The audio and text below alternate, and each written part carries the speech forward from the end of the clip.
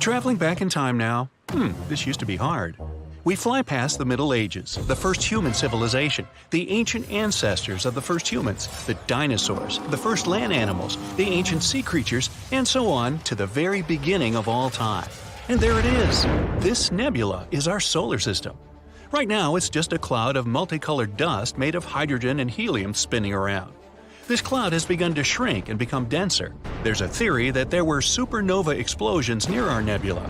Their shock waves squeezed the nebula from different sides until the center of the cloud became too heavy.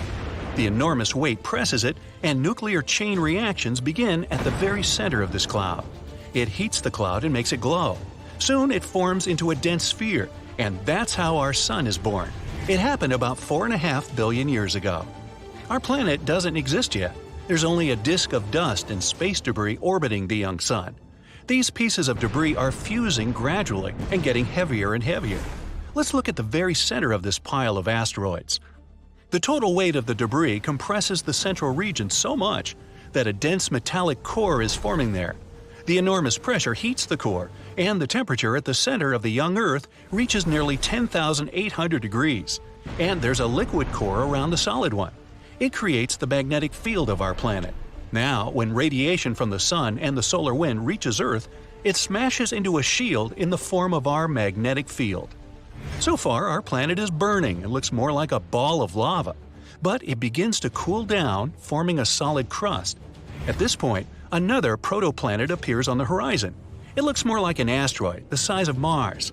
And this massive piece of debris flies towards us. It hits the young Earth at such an angle that it knocks a part of our planet outward. The debris itself breaks into several pieces and stops in our orbit. After a while, all of this debris comes together to form the Moon. As a result of this collision, the Earth began rotating too fast. A day now lasts about 5 hours instead of the usual 24. But the Moon is heavy enough to slow our planet's rotation with gravity. Now, the Earth doesn't look like a hospitable place. The gravitational forces of the Moon are penetrating deep into the Earth and causing more volcanic activity. Also, meteorites are constantly falling here, causing frequent explosions on the surface. Ow! The gas that comes out of the volcanoes forms our atmosphere. The ice that was brought to our planet on meteorites evaporates. The vapor rises and turns into rain. This rainwater falls to the surface, cooling the hot lava and forming the first lakes and rivers.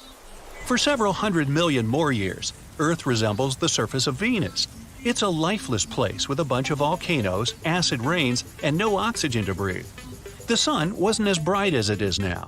Plus, the sun's rays could barely pass through tons of volcanic dust in the atmosphere. But about 3.5 billion years ago, the first life appears here in the form of single-celled organisms that didn't need oxygen. They appeared in the shallow, warm parts of the ocean near the shore. These bacteria reigned on Earth for nearly 2 billion years throughout the Archean eon. They left stromatolites. These are stone pillars at the bottom of shallow, warm water. They're the product of simple organisms and bacteria. These bacteria evolved until they learned photosynthesis. Bacteria began to produce oxygen by absorbing the energy of sunlight. At first, this oxygen was spent on oxidizing rocks, but then excess oxygen began to fill the atmosphere. Plus, at this time, the first algae appeared, which also produced oxygen. This event is called the Great Oxidation Event, good name, which caused almost all living organisms to disappear from the face of the Earth. For simple organisms, oxygen was toxic, and the remains of bacteria and microorganisms sank to the bottom of the ocean. Many millions of years later, these remains will be recycled, and under the tremendous pressure of water and the Earth's crust, they will turn into oil. The Archean eon ended with this catastrophe about 2.5 billion years ago. At the same time, continents were forming on Earth, which would later drift through the world's oceans like puzzles and form a supercontinent. But for now, methane and carbon dioxide still make up most of the atmosphere. They cause the greenhouse effect and the rising temperatures on Earth. But the emergence of oxygen stops the greenhouse effect, and the temperature on our planet drops. An ice age, the so-called Huronian glaciation, which lasted from 2.4 to 2.1 billion years ago, begins. Scientists speculate that our planet was almost completely covered in ice at that time, even on the hot equator. A huge change when you consider that 2 billion years ago, our planet was like a ball and lava, but now it's like a block of ice. Earth, during the Huronian glaciation, was more like Jupiter's satellite Europa. There, too, is a thick crust of ice, under which there's a liquid ocean heated by the core. The evolution of the Sun saved our planet. Since its birth 4.5 billion years ago, it's been getting bigger and hotter. So, after 300 million years of an ice age, the Earth began to warm up. But almost all life there had been wiped out, and evolution has to start all over again.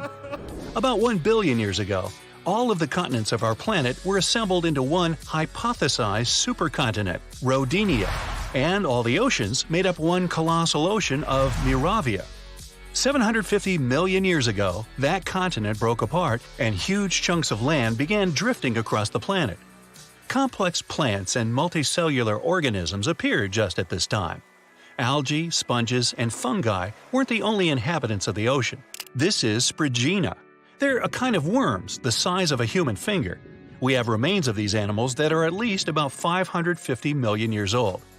541 million years ago, the Phanerozoic Eon began. The main event at that time is the Cambrian explosion. Life began to blossom on Earth, and a great variety of living organisms appeared. Mollusks and echinoderms like starfish and sea urchins appeared. Living organisms evolved, having not only an internal but also an external skeleton, like trilobites. Some of these things could reach nearly 3 feet in length. Their protective shells suggest that there were predators in the ocean. A food chain started forming at that time. At the same moment, the drifting continents fused again. This supercontinent has a different shape and is called Pannotia.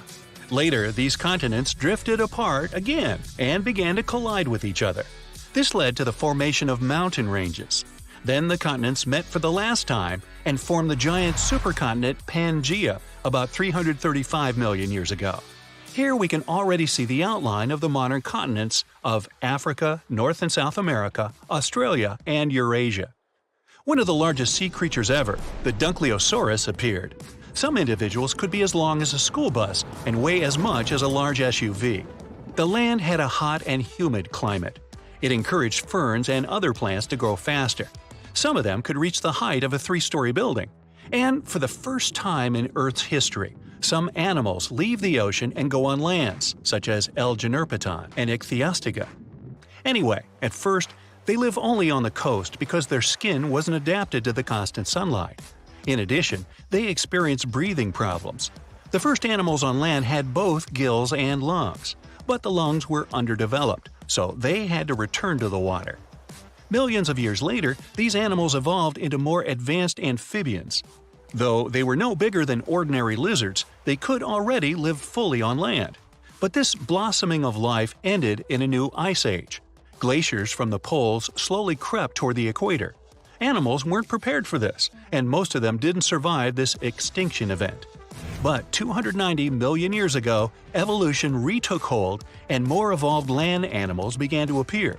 Gradually, they increased in size, multiplied, and gave birth to a new species like Scutosaurus and Gorgonopsis. But this period didn't last long either. Only 40 million years later, as a result of unknown events, 95% of all living organisms on Earth ceased to exist. It could have been caused by a giant meteorite or by increased volcanic activity. Also, one hypothesis says it could have been the release of methane from the bottom of the ocean. The Mesozoic era began after this extinction. This is where the dinosaurs, as we know them, appeared and started a new page in Earth's history.